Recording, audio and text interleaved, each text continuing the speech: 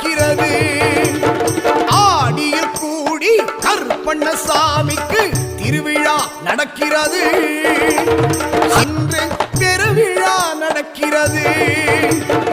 அருள்வரம் கேட்க கருப்பனை தேடி மக்களும் வருகின்றார். அருள்வரம் கேட்க கருப்பனை தேடி மக்களும் வருகின்றார். வரம் தர வருவாய் கருப்பனே என்று உன்